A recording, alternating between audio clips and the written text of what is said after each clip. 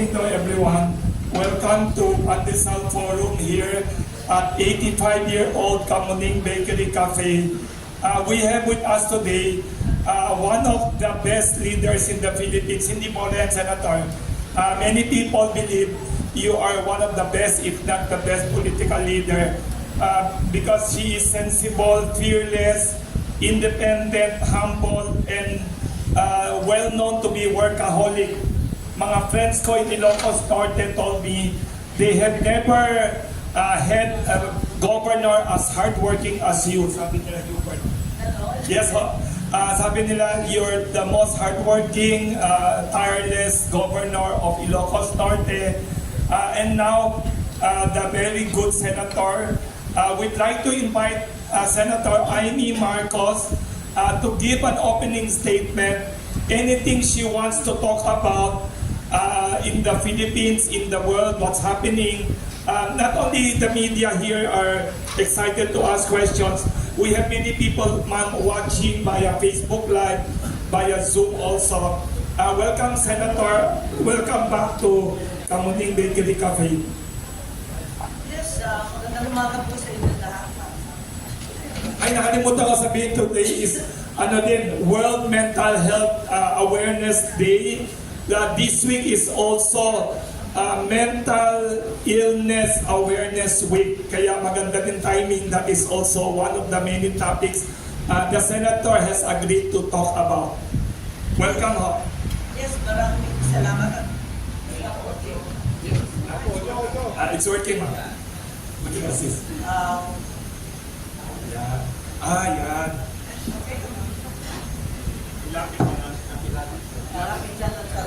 Lapit na. Okay, magandang umaga po sa inyo lahat at maraming salamat sa pagpipilian dito sa ating Pandesal Forum na ako'y suki-suki naman rito na kailangan Favorite namin kayo, ma'am. At dahil dito, ang huling balita ko, ako'y nag-file noong October 2 bilang re-electionista ng senador. So I'll be running for office again in May for another 6 years. Marami po ako nasimulan. Unang-una, sa hanay ng agrikultura, nakapag-umpisa tayo sa pagbibigay ng titulo sa mga land reform beneficiaries at milyon-milyon ang utang nila ang nabigyan natin ng condonation na ibura na yung mga utang ng halos 700,000, libo-libong mga magsasaka na wala namang pambayad. Kaya bilyon-bilyon to. Malaking bagay pagkat may hawak na silang titulo. Kaya lang, may titulo nga, wala pa rin pera para bumili ng binhi, ng abono, ng krudo. Kaya tatakbo ako, part 2 ito ng ating advokasya para sa ating mga magsasaka. Alam naman natin ang malaking problema, hindi lamang sa tinapay, katulad ng Kamuning Bakery, kundi sa bigas. Ikalawa, marami pa rin akong social protection programs. Ako yung pasimuno ng ayuda noong panahon ng pandemya. Talagang pinilit natin doon sa SAP 1 and 2. Ngayon, meron na tayong expanded Centenarians Act at naibibigay na yung social pension ng marginal seniors natin sa mga lola at lolo. Kaya lang, marami pang hindi nakakatanggap na karapat-dapat lamang na tumanggap. Katulad ng mga bedridden and talagang masyadong may sakit na mga PWD, ang ating mga solo parents na talagang nangangailangan pa rin ng karagdagan ng tulong, at iba't iba pa, pati na rin ang ating mga mag-aaral. Ito ang mga social protection. Yan ang part 2 ko at yan ang gusto kong pursigihin sa second term ko sana, kung napala rin. At marami rin tayong mga issues sa infrastruktura tulad ng kuryente na pagkamahal-mahal, sintu-sintu pa, lalo-lalo na sa Visayas, sa Mindanao, sa mga isla. Alam niyo parehong sitwasyon namin noon sa Ilocos Norte kung saan kami ang kaduluduluan ng linya ng kuryente. Kaya nag-isip kami kung anong gagawin namin dahil parati na lang may brownout kaya mahal-mahal pa. Kaya naisip namin itong renewables at ngayon yung teknolohiya mas mataas na. Kaya papayo ko na may experience, may karanasan kami dyan sa kaduluduluan ng mga isla ng Mindanao. Imbes na mag-generator, diesel at kung ano-ano napakamahal, pwede natin pasukan yung micro-renewables. Meron tik maliliit, mga solar powered farms na 1 to 2 megawatts lamang kaya na ngayon. So pwede natin gawin yan, yung mga windmill, yung tinatawag na iba't ibang hydro, mini hydro, kaya na yan.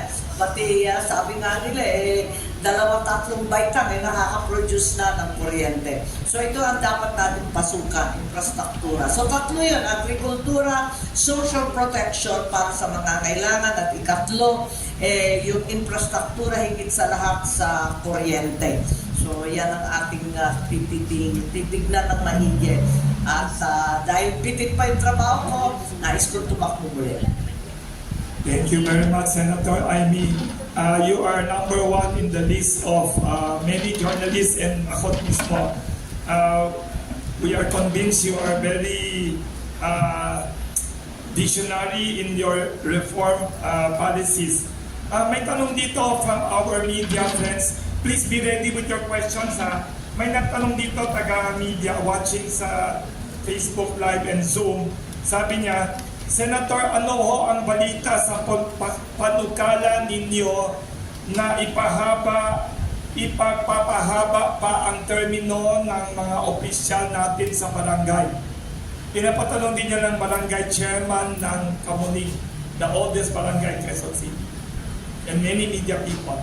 Ay, maraming salamat sa tanong. Maraming nagtatanong yan And this is a great opportunity to answer. Sa ngayon, nakabinbin pa rin sa Kongreso. Naiinip na nga ako kasi gusto ko na talaga sigurado to. Binibiro ko nga sila, kapag dinelay pa nila yan, ipapabarangay ko na silang lahat. Pero sa totoo lang, ang nangyari po, lumabas na tayo ng committee report. At nag-aabang lang ako na magtipon-tipon muli sa November 4 kasi naka-recess kami ngayon Pero tuloy-tuloy, kapag nagtipon-tipon muli sa susunod na session, November 4, sponsor ko na yan. At mukha namang yung ating finance managers ayaw na magkaroon na naman ng eleksyon. 18 billion ang ginastos nung nakaraan.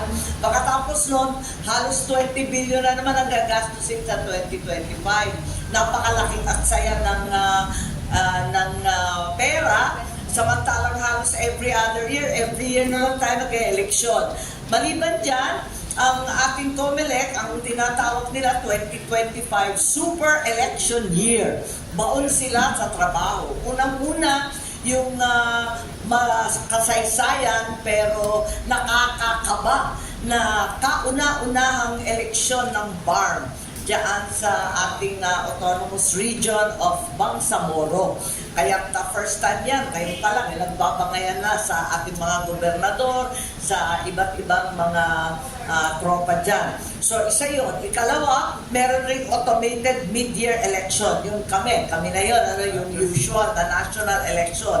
Automated yun. Tapos sa December, meron pang barangay and SK election na manual naman. Kaya sabi ng COMELEC, baka mahirapan kami niyan ang tampak-tampak na trabaho, iba't ibang klase ng eleksyon sa iba't ibang lugar. How many barangay chairmen or captains ang ma-affected by your good proposal? Sa palagay ko, lahat ng ating mga barangay kapitan, lahat ng kagawad, papalalin at ma-extend yung kanilang termino. Ang aking proposal, ang susunod na eleksyon, after the presidential election na. Kasi naisip ko na kung bago ang mandato, bago ang Pangulo sa 2028, hindi ba maganda na sunod-sunod lahat pati ng mga barangay kapitan, lahat iisa at sariwa ang mandato para isa lang yung direksyon. At nakita natin, mula pa 1998, wala na kaming ginawa kundi mag-extend nitong barangay. Kaya palagay ko, baka naman na talagang kinakailangan na gawin ng 6 years. Imbes na extend, hindi sila makapagplano, di malaman kung tumatakbo ba sila o tuloy-tuloy ang trabaho. At the same time, baka kung maganda ang performance ng ating mga barangay, baka naman maisip natin kung bubuksan talaga yung konstitusyon. Tignan na rin yung political provisions. Kung yan talaga ang nais itumbok, napakaikli talaga ng 3 taon. Wala naman sang-ayon dyan, sa totoo lang. Thank you. Yan ang mga tanong sa media natin. Yeah. What other questions you have? Ay, may sa likod na una yata yung nasa likod mo na. Yes. Pakibigay ng microphone, please mention your name and your... Good morning po, Senator. Bian Manalo po, PTV4. Yes. Sir, ma'am, for clarification lang, no, bakit mas pinili nyo na hindi umanib sa senatorial slate ng administrasyon? Pinaliwanag ko na ang pakay ko sa buhay ay magkaisa ang Pilipino. Sabi nga ng tatay ko, isang bansa, isang diwa. At alam natin na medyo madugo kapag eleksyon, nagbabangayan, pumapanig laban sa kabilang panig. Ayoko kasi nun mas maigi para sa akin. Kahit mahirap, medyo malaking sakripisyo, iikot ako mag-isa. Pero ang importante sa akin ay makausap ang lahat ng panig at walang kakampihan kundi ang sambayan ng Pilipino. Mahirap kasi, alam naman ninyo, napakainit ng eleksyon. Ngayon pa nga lang, layo-layo pa ng eleksyon, mainit na ulo ng lahat. Ayoko sumali sa ganyan, hindi na uso yan. So I'd like to be able to cross the line, to be able to talk to all parties, and finally, to get work done for the Filipino people. So you are non-partisan even in the local politics. Very nice. Yes, And friends of all the parties. yeah, yun ang gusto ko, maging kaibigan sa lahat para talaga nakakausap ang lahat.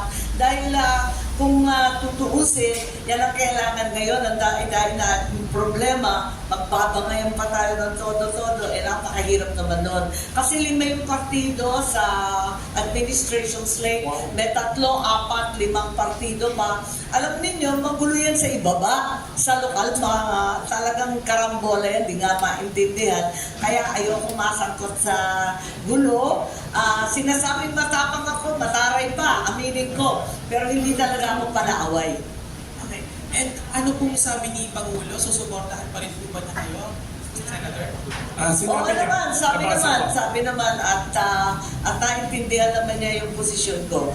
Dahil alam naman natin, wala tayong gustong panigan at hindi tayo makakapagtrabaho kung kumakampi ka sa isa, laban sa isa. Kung may dalawa kang kaibigan, nag-aaway, anong gagawin mo? Alam mo naman, gagatungan mo yung isa, labanan mo ng labanan yung isa. Hindi naman galon. Talagang pipilitin mo na magkaroon ng landas, na magkausap sila, magkaintindihan, magkaunawaan. Kung hindi pa panahon, maghihintay ka, at pag nagkaroon ng pagkakataon, ipagkakaisa mo sila. Kasi kaibigan mo naman lahat yan. Siguro follow-up question na lang po. Siguro, Senator, reaction na lang po regarding po sa pagkakabasura ng Sandigan Bayan sa ill-gotten wealth case laban sa Marcos family. Yes, napakatagal Nagpapasalamat ako pero napakatagal naman, 38 years naman naghintay at nakita naman natin kulang-kulang yung katibayan. Follow up sa tanong niya, may nagtanong dito about politics. Sabi niya, anong comment daw ninyo, ma'am, yung inspiration niyo, kaibigan niyo, ang kaibigan niyo, former President Duterte running for mayor, and other people, meron pa daw Diwata running for Congress. Anong mga comment niyo about all these many people? Si Vilma running for governor with 2 sons, and then Nora Honor, yung artista niyo na you produced the best movie daw in Philippine history, yung Himala, na naging national artist, also running party list, Nora Honor. What are your reactions daw, ho? Well, nakakatuwa talaga eleksyon May magpapakasal pa sa akin. Sorry. Anong comment talaga, niyo? diba? Nakakatuwa talaga yung eleksyon. Ganyan talaga ang demokrasya. Kahit sabihin pa nila na democracy, Pero nakakatuwa. Pero lahat pwede talagang tumakbo sa isang demokrasya. Yung gusto nyong samahan ninyo, yung ayaw nyo, takbuhan nyo rin. Papalayo. Ganon. Very aptly said. Kaya nagtataglis ako minsan, we have also some international media listening to us sometimes. Ay, may tanong, say tanong tapos niya. Please introduce yourself. Oo. Marami kasi nagtatanong, hindi pa kasi convicted yung ibang mga personalidad na hinatanong nila. So kapag hindi pa convicted, kahit may kaso, kahit nakakulong, kahit sinabihan na may iba't ibang hatol, ang totoo, kapag hindi pa convicted, pwede talaga ang sino mang Pilipino tumakbo. Ganun ang patas natin. Good morning, Sen. I think naputol kanina yung questions. Pero Could you hindi ko na introduce yourself? So, Criza Lopez po from EuroTV. Yes. Would you like to give a comment po dun sa pagkakabasura ng Sandigan Bayan dun sa 276 Nasabi ko na. And also, since election po ni former President Okay. President Marcos ngayon, maraming mga comments about these cases. Do you think po ba may epekto ito sa imahe ngayon ng Marcos since napagdesisyon na ng Sandigan na ibasura na yung case since this is a 37-year-old case po ng mga Marcoses? Do you think may epekto ito sa perception ng public? Thank you po. So, alam kayo yes, dapat magsasagot niyan Sorry, at mas kabisado ninyo. Yes, it's been 38 years coming and we are very pleased by the result, although the long delay, of course, has been very difficult and painful for my family. Ma'am, there's an urgent question by 3 journalists. Sorry, there's many report about possible expanding of the war in the Middle East. Yeah. There are maybe 1 or 2 million overseas Filipino workers in the entire Middle East. Now it's going to Lebanon, and there are threats. Last time there are news saying that possible Israel might retaliate against Iran. What is your reaction to this Middle East worsening problem, its possible impact on oil, on OFWs? You can speak in Tagalog and English. It's an international issue kasi Foreign Affairs Committee Chairman of the Senate also, Yes, ako Senator yung, Amy Marcos. tama, ako yung chairman ng Foreign Relations. Nung isang araw pa, nung umpisa ng linggo, nung Lunes pa ako nananawagan na iuwi na lahat ng Pilipino, higit sa lahat sa Lebanon, sa Syria, yung mga natitira pang sa Israel. Sa Lebanon, alam natin 11,000. Pero pinagpipilitan ng DFA na alert level 3 pa lamang. Nalilito nga ako sa stand ng gobyerno pagkat sabi naman ni Presidente Bongbong, by all means possible, i-evacuate na daw yung Pilipino. Pero voluntary evacuation pa rin ng DFA sa matalang gabi-gabi. Nanonood tayo sa telebisyon, Yes, sa yes, balita. yes. Binobomba na ang iba't ibang bahagi ng Beirut. Binobomba na ang Syria. Pati Israel. Binobomba na ang Israel. At hindi malayo na dyan rin sa Iran. Napakaraming Pilipino dyan. Kaya tayo'y nangangalim. At nakikita natin yung ibang bansa, South Korea at Taiwan, talagang linalabas, linilikas na nila ng pilitan ang kanilang mga kababayan. Bakit tayo nag-iintay pa na it's too late? Ang problema rin, sa kabila ng kalituhan ko sa paninindigan ng gobyerno, sa kabila nito, pasaway rin tayong Pilipino. Ganyan talaga, kahit pagbaha, ayaw mag-evacuate. Parati ko nakikita yan Nung gobernador ako, hirap na hirap kami mag-evacuate. Tapos kasagsagan na ng bagyo at halos malunod na yung bahay. Pagpipilitan, asan yung pulis? Magpapalikas kami. Hindi na pwede. Wala na makatawid. Wasak na yung mga tulay. Ganyan kasi tayo last minute. Kaya nananawagan rin ako sa ating mga kababayan, 11,000 ang nandyan sa Lebanon. Pwede ba? Huwag na tayong mag-isip. Alam natin, may pamilya tayo dyan. Bitbitin na rin natin para lang mapalayo sa panganib. Mahirap talaga. I really call on Filipinos who are all in the areas that have been mentioned in Lebanon, in Beirut.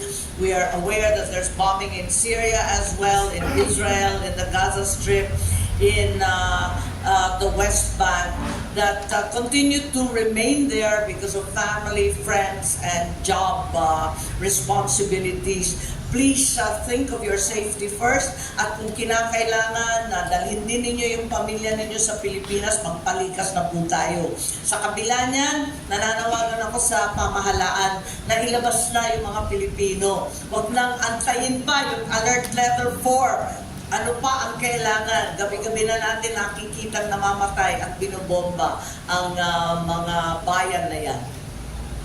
Thank you very At much. tungkol sa langis, sigurado ako tataas na naman ang presyo ng langis, napakataas na ngayon.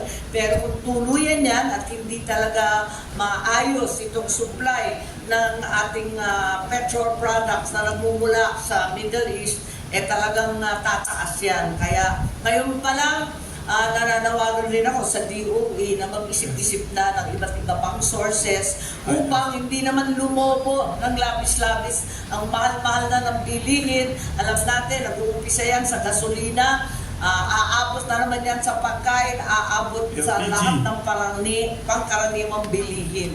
Yan ang problema. Thank you, Senator. Talking about war and geopolitics, may tanong tayo from somebody watching Ateneo de Manila University Professor Dr. Joby Miroy. Sabi niya, ma'am, you are very intelligent.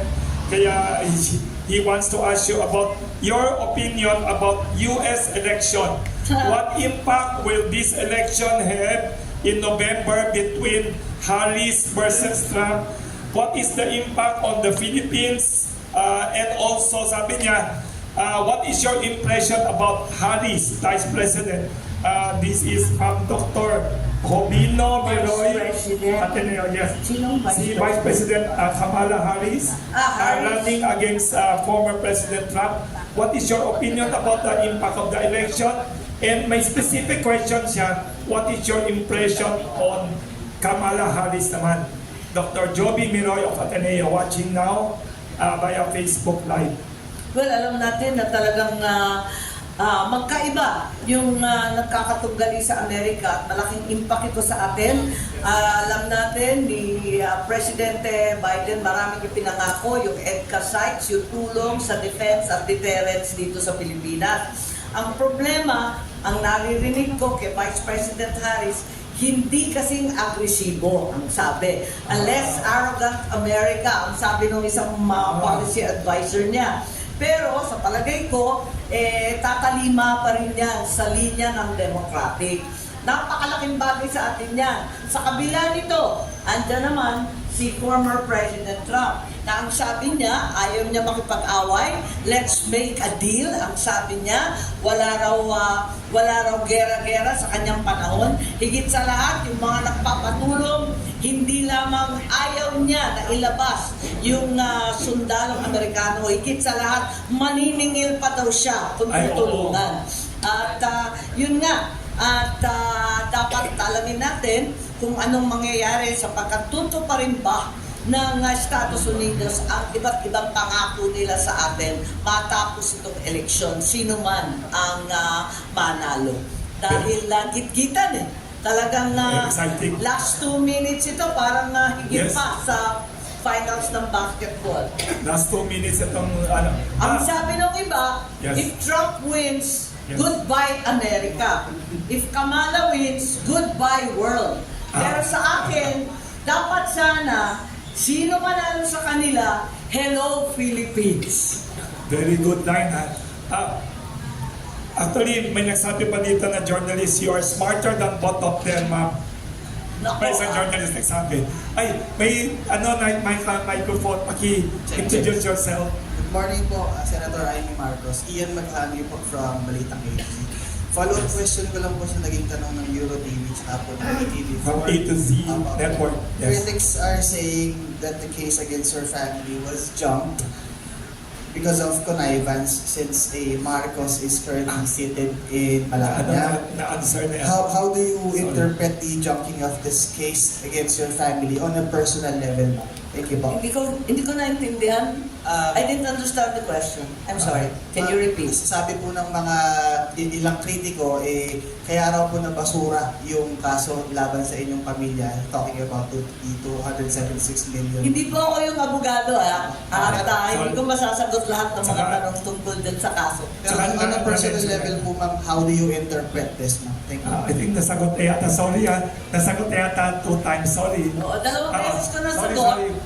Paulit-ulit lamang. 38 years na yan. Ah. At nagpapasalamat kami na sa wakas na desisyonan. Sorry, may additional pa follow-up dun sa tanong kanina about the US election. I forgot to add. Sabi dito, susuportahan ba ninyo ang pagdagdag ng EDCA sites in the Philippines? Why or why not? Would you support the proposed addition of EDCA sites by US in the Philippines? Why or why not? Nako ha, sige, dagdagan pa ninyo, naglagay kayo sa likod ng bahay ko sa Ilocos. Ay, Dapat maglagay rin kayo sa likod ng mga bahay nila sa Forbes Park. Nakakaloka, hindi na importante ngayon kung ilan yung EDSA sites, kung ilan at saan lahat ng mga EDCA bases na yan. Pagkat nakita natin, yung pinakamatindi na weaponry ng mga Amerikano, yung Typhoon, Ay, oo, missiles. Typhoon.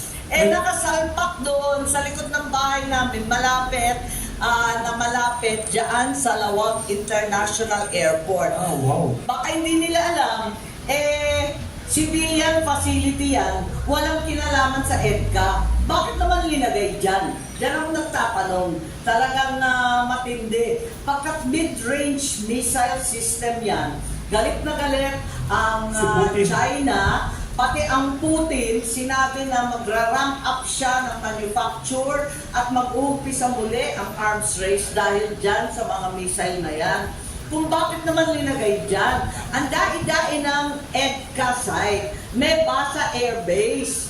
Ginagawa ba ng DND human shield ang mga Ilocano? Talaga bang kailangan ng civilian ang mamatay kapag inatake yan at naging target? Yan ang problema. Hindi naman tayo tutol sa tulong ng Amerikano. Alam natin hindi kaya. Pero wag naman ilagay sa harapan. At ilalagay pa yung mid-range na wala naman tayong ganun. Hindi ko talaga maintindihan. Nakapwesto lang doon. Ano yun? Para maging target. Hindi naman atin yan. Hindi naman natin magamit. Aanin yan.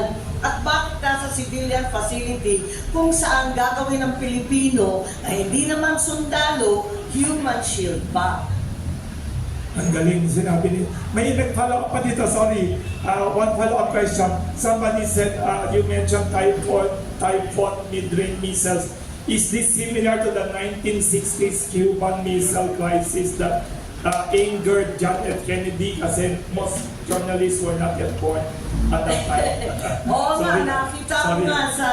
nakita ko nga sa telebisyon, napapasok ko rin sa dyaryo, na ito ay parang umuudyok sa iba't ibang bansa katulad ng China, ng Russia, lahat na North Korea pati pa. yung North Korea, malapit-lapit yan sa atin, abay umuudyok sa kanila na ang Pilipinas ay pumapanig sa isang dalubhasang makapangyarihan tutol sa kanila. Huwag naman gano'n kasi ngayon ang Pangulo ay nasa ASEAN, nasa Laos, maliwanag na lahat ng ating kapitbahay ayaw pumanig sa isa laban sa isa at ang tinatawag nila ASEAN Centrality demands strategic neutrality. Yun, neutrality. Sa kabila ng ating kasaysayan na talagang malapit tayo sa Amerikano at meron tayong military alliance sa mga Amerikano, sa kabila ng lahat na ito, kinakailangan mauna ang kaligtasan ng bawat Pilipino. True nationally speaking. Para kayo si General Luna sa Oo, movie. Ay, sorry. We have a guest from Xinhua News Agency Yes. who's a veteran of the Iraq War. He has written 10 books and he is here less than a few months. We have some foreign media also from Reuters and Agence France Presse. Can you please introduce yourself for your question? Thank you, Mr. Lee. Hello, Madam Senator. He has authored 10 books. He was in the war of Thank you Iraq. for the kind words. My name is Eric Lee. I'm from China Xinhua News Agency and you bureau chief. I've been here almost 3 months. We are going to celebrate the 50th anniversary of establishment of our Xinhua's Manila office. So, according to my understanding, one important part of my job is to help our people to achieve better understanding towards the British people. So I'm going to ask a very simple question. If you are to introduce this country and the people to a foreigner with 3 keywords, what you will use 3 keywords to introduce the country? Also, what makes Philippines so different from other neighboring countries in this region? Thank you very much. 3 words to describe the Philippines. Para kayong tourism secretary, ha?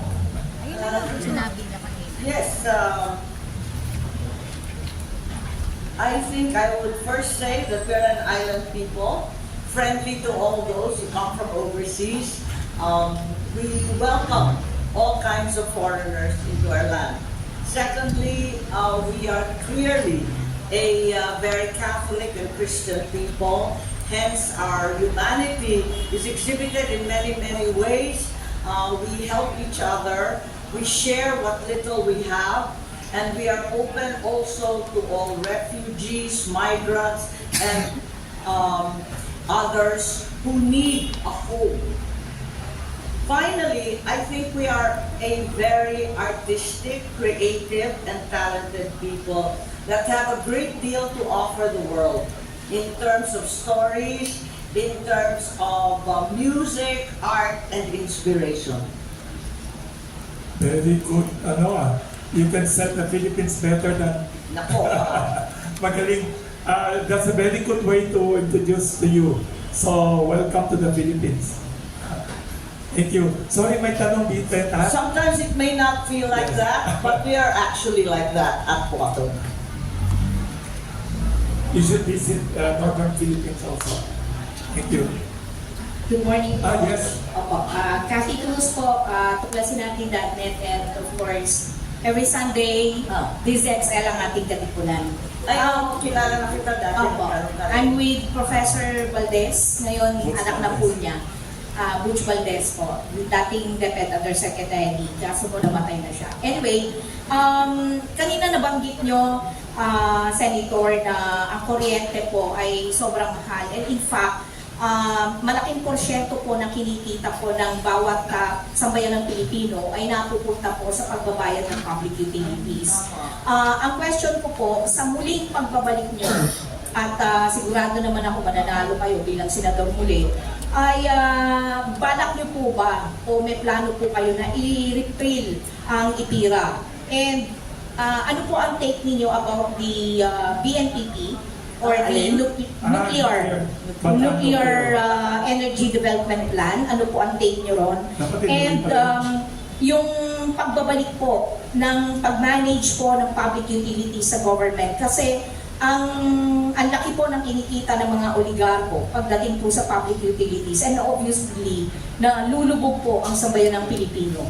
Number 1 po tayo sa buong mundo na pinakamahal po ang kuryente. Kaya umaalis po ang ating mga investors o yung mga nasa industriya po dahil sa mahal ng kuryente sa Pilipinas. Thank you, Kathy. Dami mong tanong. Okay. Ang problema sa palagay ko, unang-una, itinapon, binasura yung National Energy Plan. Parang wala tayong plano sa buhay. Pinaka-importante itong plano ng energy. Paano ba magpa-power up? Manayang tungkol sa kuryente, mahal ang gasolina. Alam na natin yun. Ano ang plano, ang tanong ko? Kasi meron tayong nakikita na binibigay ng DOE, taon-taon yata, sineserox lang yun eh. Nagbago na ang presyo ng langis, nakikita natin sa gera na nangyayari sa iba't ibang sulok ng Middle East, talagang lalala pa yung sitwasyon. Ano yung alternatibo? Noon, may plano tayo, may PNOC tayo, meron tayong mga iba't ibang digging, exploration activities at kung ano-ano pa. At nag-explore rin tayo noon ng hydro, ng kung ano-ano pa, geothermal. Ngayon, nalilito ako kung talagang may plano tayo. Kasi yung plano na nakikita ko, katulad ng plano para sa flooding, ayan na naman, patse-patse na naman, magpapadala ng power barge sa Mindoro kasi tumirik ang kuryente for the 100th time. Ayan, biglang lulundag lahat kasi sa Mindanao, ayan na naman, bumagsak daw yung kable sa Sakal Island. Kung ano-ano na lang, pero parati na lang lundagan ang lundagan. Unang-una, kailangan ng plano. Ikalawa, klaro naman na yung EPIRA ay hindi maganda para sa atin at laos na. Hindi na siya sapat sa panahon ngayon. Kailangan amyendahan na sa lalong madaling panahon.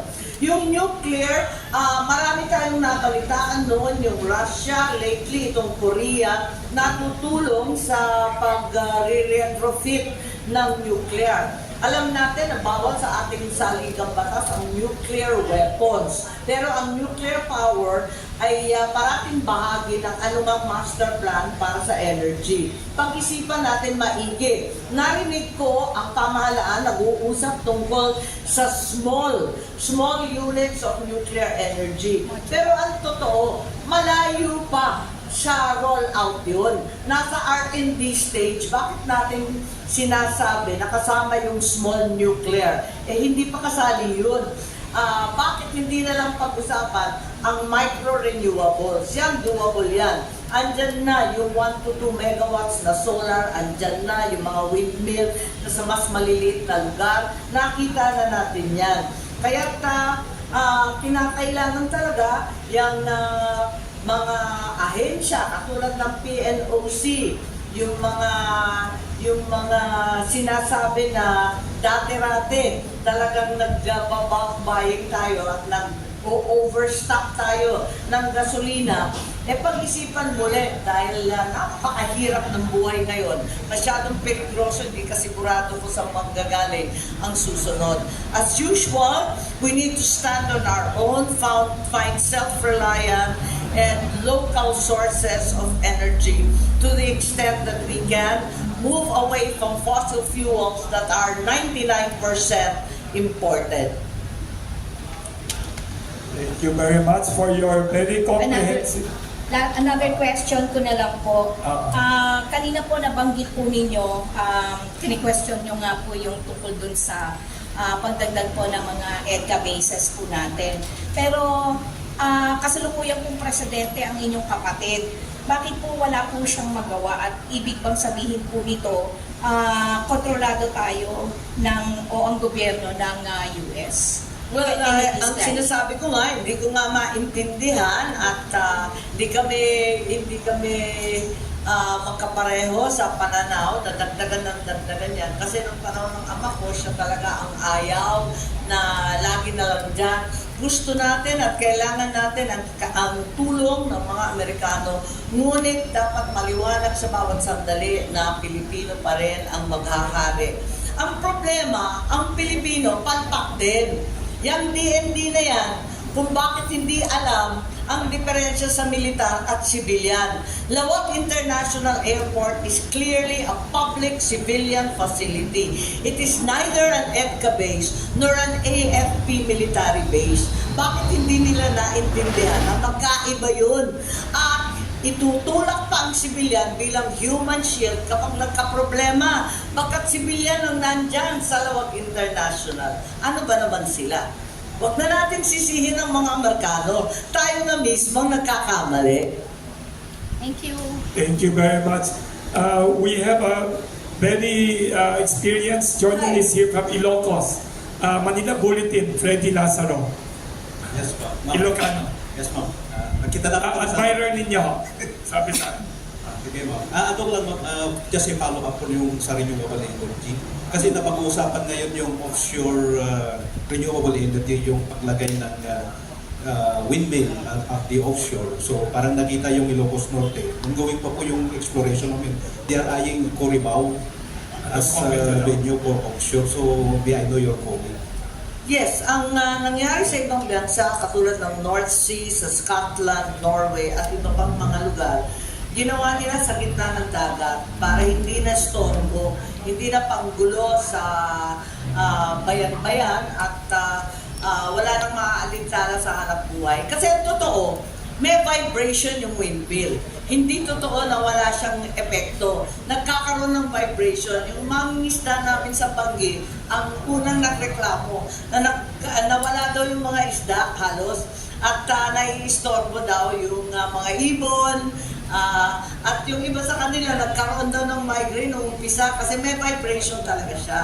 So, ang pakiwari ng iba, ilagay doon sa malalayo. Kaya hindi na naulit yung nasa baybay. Kung mapapansin mo, yung mga sumunod na malalaking windmill, nasa tuktok ng bundok kung saan halos walang nakatira para hindi na abala at wala na maperwisyo. At doon sa ibang bansa naman, nilalagay sa gitna ng dagat, yun nga lang, di hamak na mas mahal yun, doble-doble, triple pa. Then, just a follow-up, sir.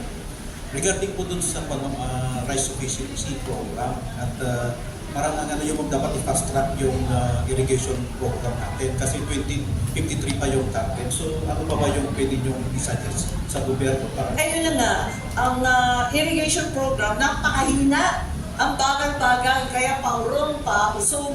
Hindi ko nga maintindihan, noong 2010, inabot natin, halos pareho lamang ng 1988. Naku, pambira naman yun, 12 years.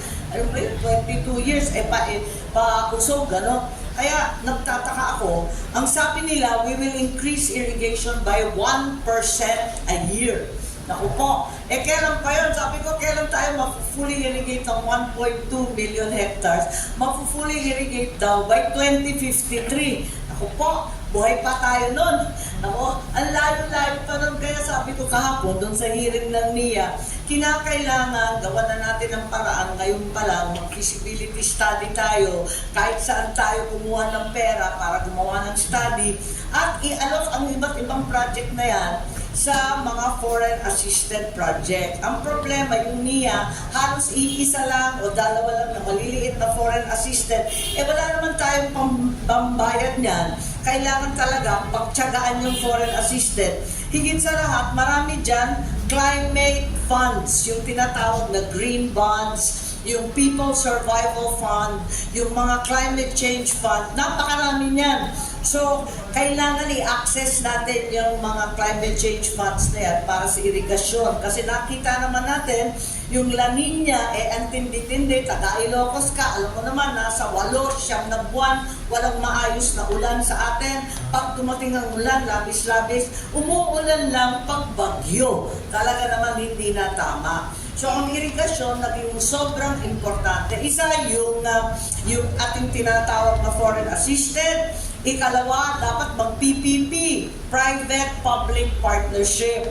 Kailangan yung private sector pumasok dyan, kikita naman sila, pagkat kung minsan nako-combine naman ang transport services, ipapasok din dyan yung energy generation, andyan rin sa irigasyon. Kaya-kaya naman i-combine yan at kahit papano kikita.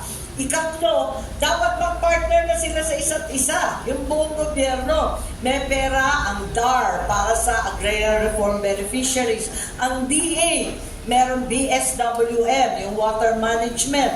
Yung DPWH, may flood control. Hindi ba pwedeng flood control at irigasyon? Yung isa, sobra yung tubig. Yung isa, walang tubig. Ano ba naman, pagkaisa na yung mga project na yan, yung DAR. Tapos, dapat magmuha na sila. At kung kakarampot yung pera, mas mainam na ipagkaisa para lahat makakatulog. Kahit kakarampot lang yan, dadami na rin yan pagsabay-sabay yung project. At syempre, yung mga LGU, marami namang LGU na talagang willing, katulad ng nasa norte, meron tobacco funds yan, may RA 7171. Pwede nilang gamitin para gumawa ng irigasyon sa kanilang lugar, ayon sa isang master plan. Yun ang sinasabi ko. Nung isang araw, nung linggo, nasa Cagayan ako, nakita ko na naman yung Chico River, nakatiwangwang, sayang kung nagamit sana yan sa irigasyon. Ngayon, talagang baha-baha, di mo malaman kung aling ilog ba to at saan yung Cagayan River, linalamo na ng dagat at lahat naging karayan na, naging wasteland na. Kaya nakakaiyak talaga itsura ng lupain ng ating mga magsasaka. 2 linggo na yung, 2 linggo pa sana yung anihan. Dumating yung bagyong Julian, dapa na naman ang palay. Nakakaiyak po. Thank you very much for that. Maraming farmers sa Pilipinas very happy to hear those words about irrigation and agrarian modernization. May tanong dito, taga Reuters about showbiz. Oh. Si Neil Jerome Morales. Pero kailangan nandito mga editors ng showbiz. Andiyan na ba sila? Nandiyan na ba yung mga editors ng showbiz? Wala ko masyadong balitang showbiz. Meron sila tatanungin mamaya. Si Mr. Neil Jerome Morales ng Reuters may tanong. Ita-timing ko kung nandiyan na yung mga editors kasi they want to ask some showbiz questions because among the politicians in the country daw, kahit daw hindi kayo actor and actress like some of them, kaya gawang pinakamaraming nagawa for Philippine cinema. Ma'am, ang tanong naman Producer dito, ako, producer. Yes. Trying hard producer. Ah, At you produce the best movies in the kailangan country. talaga tutukan. Sayang eh. May tanong sila dyan, ma'am, makinig. May tanong naman dito from Mindanao. Some journalists in Mindanao asking this question. Tatlo na ang nag-text, ma'am.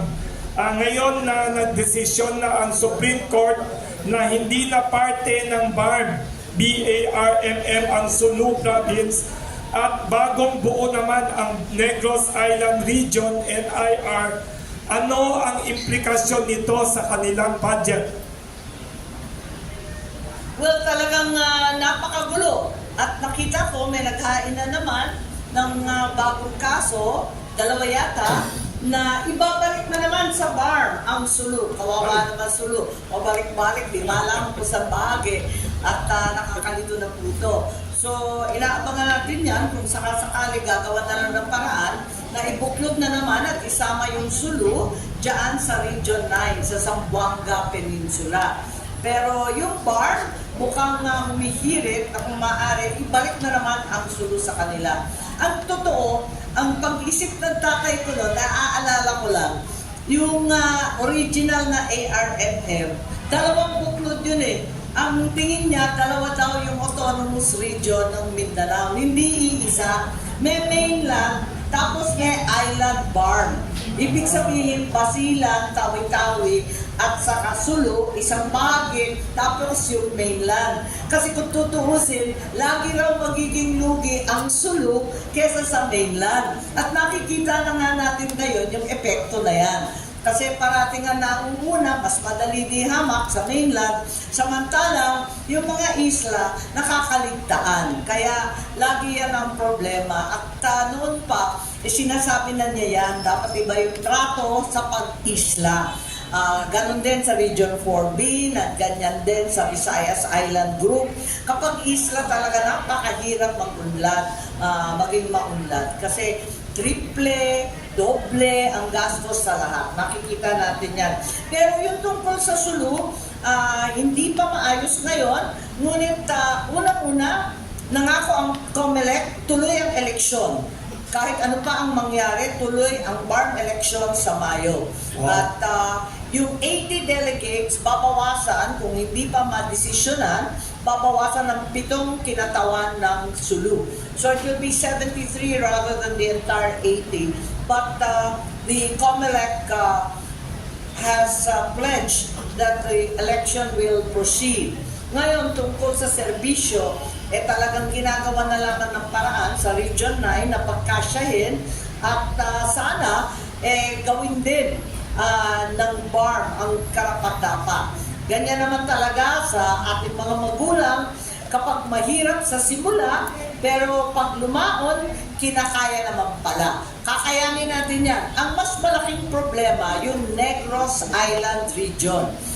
Dahil yung Negros Island, naipasa na sa batas. Meron ng Negros Island, naghati-hati nga sila ng mga national offices, pero wala sa budget.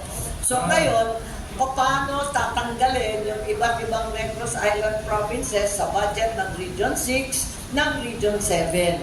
Magulo din yan. At yun nga, sinasabi ko nga, habang nagbabudget kami sa Kongreso at sa Senado, isip-isipin na natin yan kasi hindi naman pwedeng i-santabi yan. Sabi ng iba, next year na lang. Pero para sa akin, inaasahan na yan sa Negros, unti-unti na natin simulan kahit konti. Hindi naman na isang gabi lamang, isang araw lamang matatapos yan. Umpisa na natin. Kasi ilang beses na yan naudlot eh. Thank you very much, Senator. Even Sulu area and Negros, ang dami niyong alam, di namin alam yan. Thank you for updating what's happening there, down there. May Yeah, nagtanong... ganda doon eh. Pumunta ako doon. It's nice eh. I just went to the Virgin of Pilar, La Virgen del Pilar sa Zamboanga. Napakaganda po. At tuloy-tuloy kang pwedeng pumunta sa Sulu kung saan napakaganda ng mga isla. Thank you very much for your concern for the southern islands of the Philippines. May tanong naman dito from another journalist covering DepEd. Senator Amy, ano ang masasabi ninyo sa mga bagong appointees ng DepEd led by Senator now and Secretary Sani Angara and others? Aminin ko yung mga loyalista, pikon na pikon. Bakit daw yung spokesperson ni Leni at Marcos hater ang linagay sa DepEd? Dapat daw ang DepEd ngayon ang ibig sabihin Department of EDSA na lang po. Ako naman, sa palagay ko may dahilan sila, pero sana ibigay na lang kay Secretary Sani Angara Siya na ang ang mga pumili. choices. Kasi nakita natin, baksak ang PISA scores ng Pilipinas. Nakakahiya, hindi naman bobo yung mga estudyante natin, nagkulang lang tayo. Hindi naman sa walang sakripisyo yung mga guro natin. Nakita naman natin, labis-labis. So, bakit bagsak ang kanilang mga score? Hindi ba mas mahalaga yung ginagawa ni Secretary Angara na kumukuha ng konsultant sa ibang lugar, sa ibang bansa? Kung saan tayo makakadali ng tulong, magpatulong na tayo. Sana, respetuhin na lang natin ang direksyon ni Secretary Angara at siya na ang kumuha ng mga USEC at consultant na talagang makakatulong sa kanya at itaas ang nivel, ang antas ng ating edukasyon. Yun sana ang mangyari. Ako'y naniniwala sa kanyang kakayahan gawin yan. Very good and frank analysis of Department of Energy. Thank you, Senator. May nagtanong naman dito, bilib ako si Senator, para kayang Who Wants to be a Millionaire, alam niyo, iba-ibang topic na. Hindi na, magpapa-lifeline na ako, call a friend na ako dito. Sorry, may isang journalist nagtatanong din, watching via Facebook Live and Zoom. Itong Oktubre pala is buwan ng kooperatiba. Ay, tama. Ano ho ang maitutulong ni Senator Amy Marcos para sa mga kooperatiba sa buong Pilipinas? Ay, naku, tama. Happy Co-op Month sa lahat ng kooperatiba. Ako, chairman rin ng Co-op Committee. Kayo din, Apakarami ko kasi mga committee. Binibiro ko nga sila, 4-5. 5 yung aking committee plus may finance pa ako. Wow. So, talagang binibiro ko nga sila, pinapatay ninyo ako. But anyway, what won't kill you will make you stronger. And doon sa Co-op Month, buong October Co-op Month. Kaya, ang pinapangako ko na talagang pupursigihin natin ang pag-amyenda sa Co-op Code. Unang-una sa Co-op Code, yung ating mga tinatawag na mga agricultural co-ops o lahat ng co-op na may kinalaman sa pagkain. Matindi ang krisis sa pagkain sa Pilipinas, hindi na sila dapat magbayad ng anumang buwis. Dapat yung rehistro nila maging libre at dapat mababa lang requirement nila sa kapital. At sila ang uunahin sa pagbebenta, sa pagbibili ng pamahalaan sa iba't ibang produkto. Alam natin, bumibili ang AFP, ang BJMP, ang presyo, bumibili ang gobyerno ng bigas. Ano ba naman na bumili na lamang sa co-op, invest sa mga trader, cartel at sino-sino pa dyan. At magpapautang. Gawin din natin yung reserve fund nila na tax exempt, yung i-cut off natin, wag na yung 10 million kundi 100 million. Pagkat napakaliit naman ng 10 million para sa negosyo. Tapos ibagsak natin yung requirement sa reserve fund. Pagkat natutulog ang pera, pinipilit natin 50% iiwan doon. Wag naman, kung sapat na yung kanilang reserve, gastusin na nila. Pagkat natutulog ang pera, tapos naghihikaw sila, maghanap ng kapital, gamitin na nila yon. Higit sa lahat, pwede nang pumasok yung mga OFW natin, mag-invest sa co-op. Alam natin, meron silang natuto sa ibang bansa, meron rin silang naipon, gusto nila sumali sa mga co-op at malaking bagay yun. Kung pwede, yung mga anak nila maging member, ngayon bawal kasi wala sila rito. Pero ano ang uuwian nilang negosyo? Kaya maganda yung mag-umpisa, mag-transit sila dyan. At sinasabi rin natin, yung mga foreign direct investment pwedeng pumasok sa federation level. Hindi bumoto sa primary, sa federation lang. Kasi marami na nag-offer sa atin, yung New Zealand, at that time, Israel.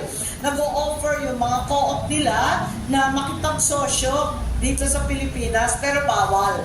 Huwag na natin pagbawal kasi kailangan natin ng kapital, kailangan natin ng teknolohiya, higit sa lahat, baka makabenta pa tayo sa kanila, kailangan din natin ng merkado nila. So that's very important. Pinapaliwanag rin natin na ipasimple yung transport co-op, yung napaka-controversial sa PUB modernization. Hindi mo maintindihan kung sa CDA ba sila o dyan sa DOTR. Kawawa naman, doble-doble. Ganyan din ang sitwasyon sa electrification, ano? Sa electric co-ops na sumasailalim sa NIA pero nasa ilalim din ng CDA. Dapat lahat yan ay gawing simple, lohiko, at napakadali. Ang daming alam, pati cooperative. Wala, kinakain ko. Ang Sinabi galing. kasi ni Presidente na priority bill. Ngayon, kinukulit ko yung DA, kinukulit ko yung CDA. Asa na yung draft para magawa na natin ang paraan? Eh wala raw. Antay kami ng antay. Gumagawa na lang ako ng sarili ko. Kasi nakakahiya naman sa isang taon na nakalipas, wala pang nangyayari. Sabi ng mga tao, talagang anak talaga kayo ng matalinong Pangulong Marcos.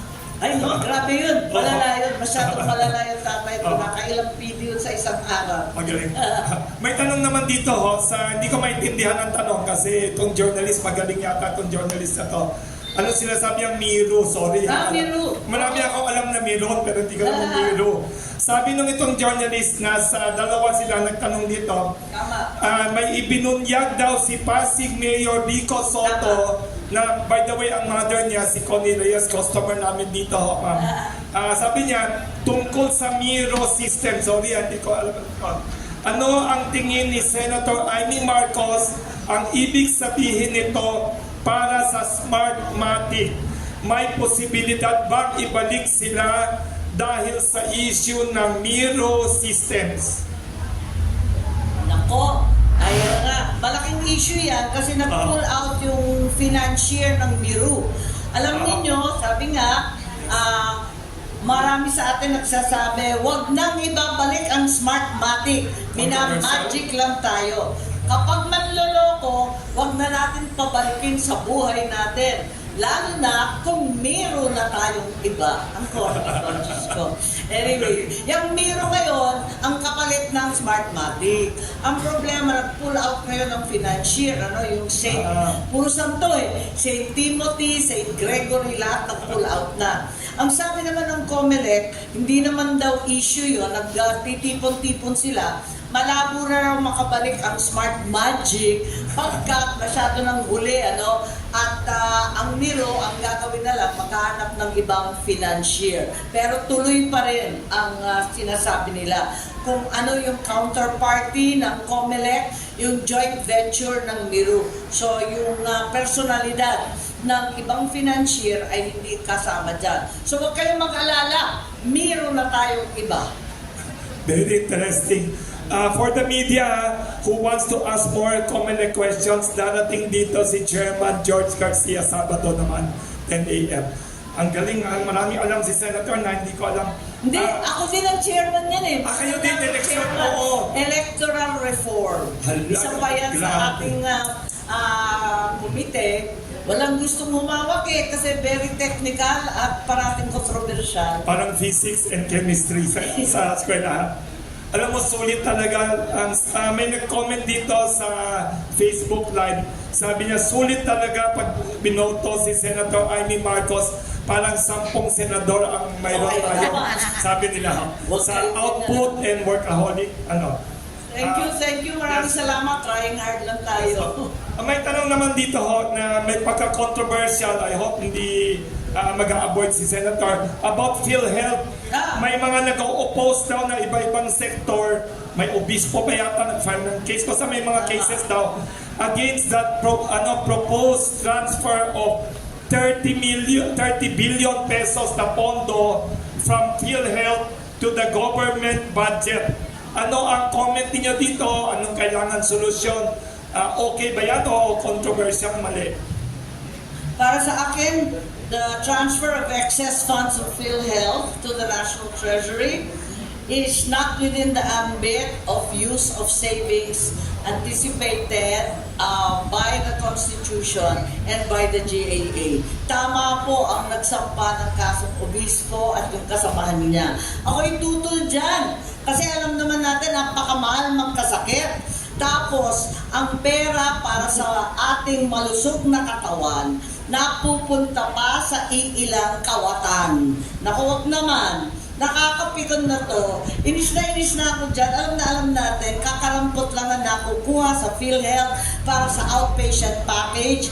Hirap na hirap tayo sa dialysis, sa chemo. Paano nagkaroon ng excess funds? Ano ba namang kabulastugan yan? Hindi yan excess. Kailangan ibigay yan sa benepisyo ng mga miyembro. Hindi yan ibabalik sa treasury. Kahit maganda pa yung pakay ng mga infrastruktura pa ang ibibigay. Kapag napasok na yan sa PhilHealth, wala nang ibang may-ari dyan, kundi ang mga miyembro ng PhilHealth lamang. Hindi na pwedeng sungkitin yan kahit gobyerno pa yan. Kahit ang pamahalaan ang nagbayad para sa marginal o unemployed sectors, kapag pumasok na yung pera sa PhilHealth, ang nagmeme-ari niyan, PhilHealth ang miyembro. Pareho ng SSS, GSIS, huwag mo nang pakialaman yan para sa benepisyo na lamang yan ng taong bayan at lahat ng pasyente at miyembro ng PhilHealth. Kulang-kulang na parating ang dumadahinga. Pag pumupunta ka sa probinsya, di ba, sa katutak na reseta, sa katutak na bills para sa dialysis, pagkamahal-mahal, kadami-dami na nagsasabi, bawal magkasakit. Bakit napunta rito? Tapos sinasabi nila na unprogrammed. Bawal naman yun. Ang liwa-liwanag pati sa Universal Healthcare Act. Ang dami niyang linalabag na batas, pati na rin ang ating saligang batas. Magaling yung sagot ni Senator, nakakabilib ha. Dahil dyan, ma'am, kahit na hindi 30 billion ang boto, makakalagay ng 30 billion votes for that. Maraming naiinis sa high medical costs in the country. Tama, ma'am. Excited ang maraming journalists nag-message sa akin. Thank you daw. Problema talaga ako dyan. At saka yung mga naglipat niya ng 90 billion na sinasabi, palagay ko it could result in criminal liabilities. Kasi bawal na bawal pakialaman trust fund nga eh. Trust. Bakit nawala yung pagkakatiwala natin dyan? Bakit magdi-disappear yan? Hindi yan tama. Para ibagsak yung ating healthcare cost, naisip ko rin at may bill ako, may panukala ako tungkol sa e-health system and services. Di ba yung digital, yung ginagawa natin ng panahon ng COVID, na magte-telepono ka na lang sa doktor tapos pinapanood at nakakapag-consulta. So gawin na natin yung sistemang yan, basta mainap naman yung wifi natin, kakayanin natin, babagsak natin ang halaga pagka kulang na kulang ang ating mga doktor, aminin natin. At naglipa na yung ating mga nurse kung saan-saan ibang bansa kasi hindi naman natin na pinapahalagahan ang ating mga nurse, mababa ang sahod, ayan, nag-alisan. Kaya itong e-services, yung e-health act, dapat mapasa na sa lalong madaling panahon para makatulong. Ay, ma'am. Telemedicine ang ibang tawag, di ba? Ma'am, maraming salamat sa being a health advocate. Ma'am, itong pahabol na question ng mga media, then we'll go to the showbiz questions. Nandiyan na mga editors natin na mga magagaling. Ma'am, ngayon is Mental Illness Awareness Week and also Mental Health Day. Ano masasabi ninyo sa state of Philippine mental health care in the country, in the Philippines today? Well, natauhan tayo na banggit yung COVID kanina. Nung panahon ng COVID, natauhan tayo na napakahalaga ng mental health. At ang pagbabaliwala ng pamahalaan ng atin lahat sa issue ng mental health ay isang napakalaking kahibangan. Talagang kinakailangan, kilalanin natin ang mental health ay matinding issue, higit sa lahat sa ating mga millennials, sa Gen Z. Mas magaling sila, naunawaan nila. Nung time ko, may stigma yan. Ang aking anak, sasabihin ko na yung totoo, yung aking governor na bunso, si Matthew, dyan sa Ilocos. Magaling yun ah. Biglang umatras ng vice ko. magaling yun Nanghina nga ako, sa totoo lang, tutol ako. Sabi niya, ma, burn out na ako. At hindi ko siya maintindihan. Sabi ko, bakit naman? Sabi niya, paano? Pag-upo ko pa lang, wala pang 2 linggo, andyan na, nagkaroon ng bagyo na tuloy-tuloy. Mag-isa lang ako sa Ilocos kasi lahat kami nag-alisan. Nasa Maynila ako dahil sa senador. Mag-isa lang siya doon. Tapos wala pang 8 buwan na COVID na.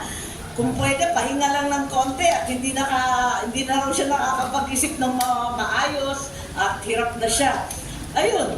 I believe that the younger generation is much more adept, much more knowledgeable and accepting of the mental health importance in our lives. And tama yung anak ko sa madaling sabi. Pero magaling anak niyo, mama. Magaling yun. Magaling sa magaling. Kaya lang sabi niya talagang Yung kapit pressure. na. Masyadong pagod na siya. Baka hindi daw siya makapag-silbi ng puspusan. Kaya time out daw muna. Pero ang mental health sa ating bansa ay napakahina ng ating pag-resolve. May isang film nga nakita ko sa dyaryo, umaalma, Yes. may dadalawang psychiatrist for every 100,000 Filipinos. Wow. Talaga naman Shocking. napakakonti nun. Ibig sabihin, halos wala tayo. And nagkaroon ako ng experience na ganito nung panahon ng pagiging governor sa Ilocos. Dahil alam niyo, ang dami-dami po namin OFW. Walang mga magulang, yung mga bata. Tulad ng anak ko, mag-isa lang. Ngayon, ang problema, parating online, nasa cyberbullying, Yes. na nagkakaroon ng mga pagbe-break sa mga jowa nila na hindi ko alam kung totoo o hindi. Emotional. Nagkaroon kami ng sunod-sunod na teenage suicide. At bigla akong natauhan na talagang seryosong problema ito. Nagkaroon kami ng hotline, kinausap ko yung mga SK, DepEd, DOH, na kinakailangan magkaroon ng peer counseling sa mga SK kasi hindi naman sila nagsasabi sa kanilang mga guro.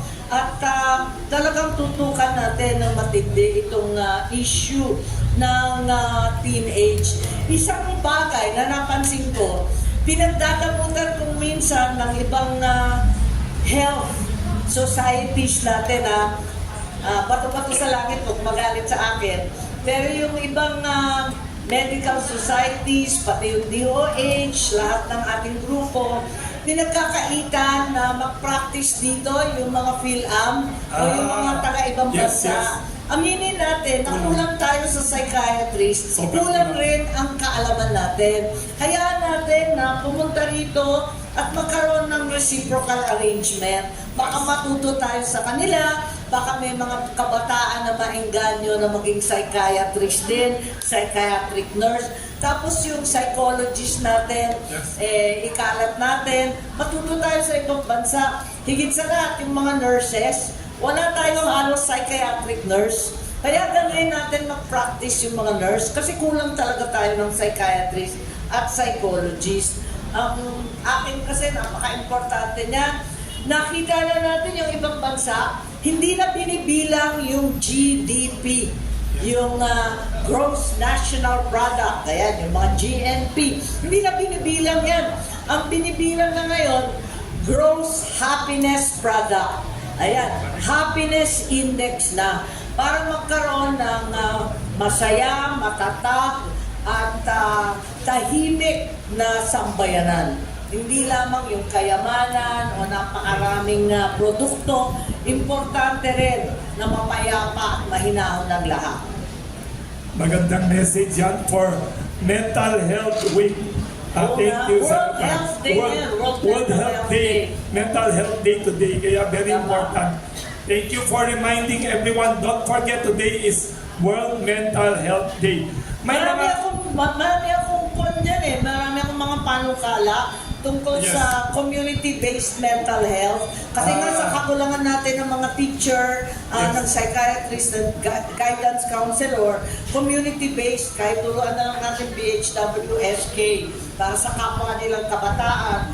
Yung Workplace and Workers Wellness Act, yung sa mga nagtatrabaho, yung workplace sites, kung minsan labis-labis ang pressure, hindi nakakauwi, yung mahiwagang work-life balance, hindi kinikilala. Lahat BPOs yun. pa. OFWs pa. OFW pa, yan ang pinakamatindi. Thank you very much again, Senator Amy Marcos. World Mental Health Day. May mga editors tayo ng showbiz. Pwede ka sa pakitulungan mo sila mga pasok. May mga tanong sila. Hindi na sila makapasok kasi napakaraming media natin. Baka pwedeng i-imbitahin natin yung mga editor sa showbiz. Ma'am, mayroon tayong mga MASCOM student from UP nandito. Okay. Ang professor nila, editor-in-chief ng Manila Standard na summa cum laude sa UP, MASCOM. Mga editors ng nasaan sila? Mr. Jun Lalin and other editors, si Amber Nabo,